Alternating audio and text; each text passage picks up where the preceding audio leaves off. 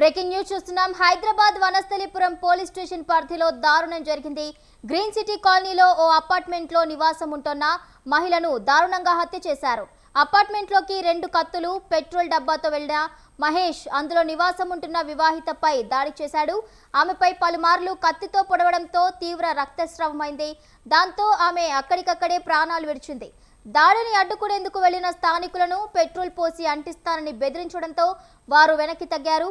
ఘటనపై కేసు నమోదు చేసిన పోలీసులు నిందితుడిని అదుపులోకి తీసుకుని విచారిస్తున్నారు. మృతురాలితో తనకు గతంలో పెళ్లైందని, తాను ఇప్పుడు రెండో పెళ్లి చేసుకుందని పోలీసుల విచారణలో మహేష్ చెప్పినట్లు తెలుస్తోంది.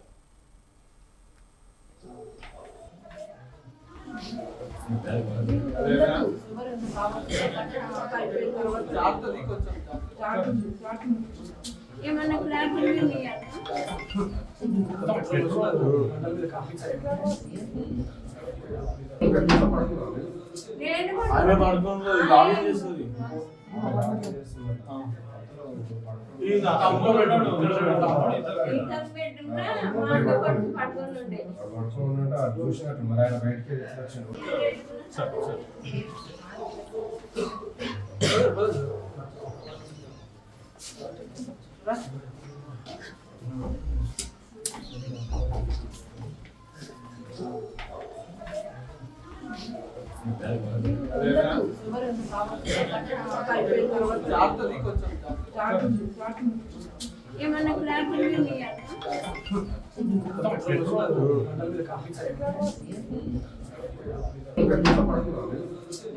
ఆమె పడుకుందో లాగిన్ చేస్తుంది.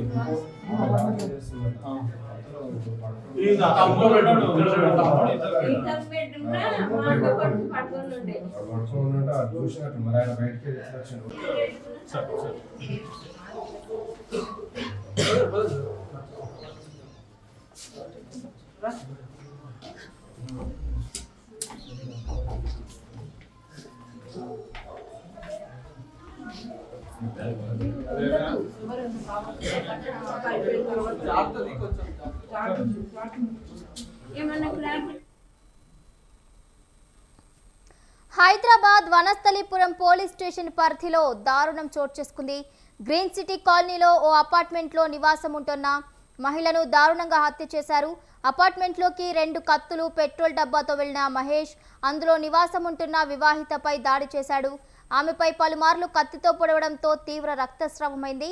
దాంతో ఆమె అక్కడికక్కడే ప్రాణాలు విడిచింది.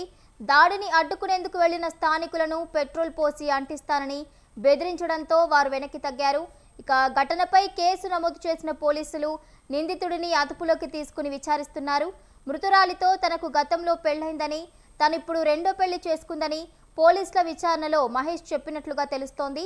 ఇక ఇదే అంశానికి సంబంధించి పూర్తి అప్డేట్స్ మా ప్రతినిధి రాణా ప్రతాప్ అందిస్తారు. రాణా ప్రతాప్,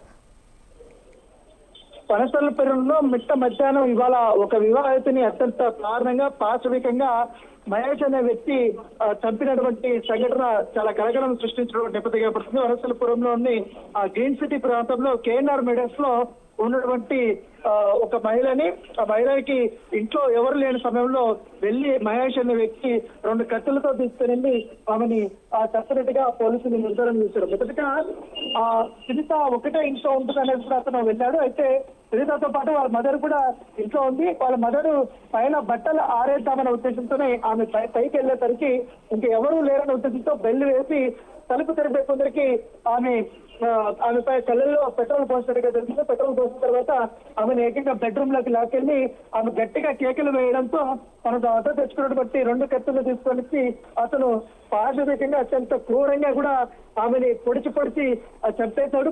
చంపేసిన తర్వాత ఆమె అరుస్తున్నటువంటి అరుపులకి చుట్టుపక్కల వారందరూ కూడా అక్కడికి వచ్చారు. వాళ్ళ మదర్ కూడా అక్కడికి వచ్చారు. ఇంకా భయంతో అతను బాత్రూమ్ లోపలికి వెళ్ళి డోర్ వేసుకుని అక్కడే ఉండిపోయారు. తర్వాత పోలీసులు కంప్లైంట్ ఇస్తే పోలీసులు వచ్చిన తర్వాత అతన్ని పోలీసులు అరెస్ట్ చేసినటువంటి నేపథ్యం. అయితే అతను చెప్తున్నటువంటి అంశాలు చాలా ఇదిగా ఉన్నాయి. గతంలో కూడా నాకు ఆమెతో పెళ్ళైంది, విడాకులు తీసుకున్న తర్వాత నాకు అనేక రకాలుగా కూడా బెదిరింపులు చేస్తుంది, దాంతో పాటు నన్ను వేధిస్తుంది అనేది కూడా చెప్తున్నాను. నా పైన కేసులు పెట్టండి, ఆ కేసుల వల్ల నేను విదేశాలకు కూడా నేను పోలేకపోతున్నాను, చాలా వరకు కూడా నరకంగా ఉందంటే కూడా పైగా నాకు చెప్పకుండా పెళ్లి చేసుకునే ఉద్దేశంతో అతను శ్రీనాథ్ అనే వ్యక్తిని పెళ్లి చేసుకుంది, అందుకే హత్య చేసినట్టు పోలీసులకు అతను చెప్పినట్టుగా మనకు సమాచారం ఉంది. అయితే మృతురాలు సునీత 3 నెలల గర్భవతి అన్నట్టుగా తెలుస్తుంది. ఇది చాలా దారుణమైనటువంటి సంఘటన అని చెప్పుకోవచ్చు. ఎందుకంటే ప్రస్తుతం పోలీసులు అదుపులో చూస్తున్నారు కాబట్టి అక్కడ సునీత చనిపోయిన తర్వాత అక్కడ ఉన్నటువంటి అపార్ట్మెంట్ వాసులంతా కూడా చాలా దిగ్భ్రాంతికి గురయ్యారు. పైగా అక్కడ చాలా సెక్యూరిటీ ఉంటుంది. ఆ కేఎన్ఆర్ మెడల్స్ లోకి వెళ్ళాలంటే కూడా ఖచ్చితంగా సెక్యూరిటీ క్లియరెన్స్ అనేది ఉండాలి.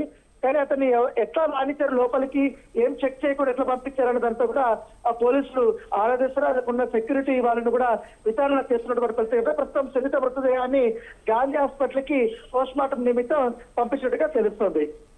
Right, thank you Rana Pratap, thank you for the updates. సరే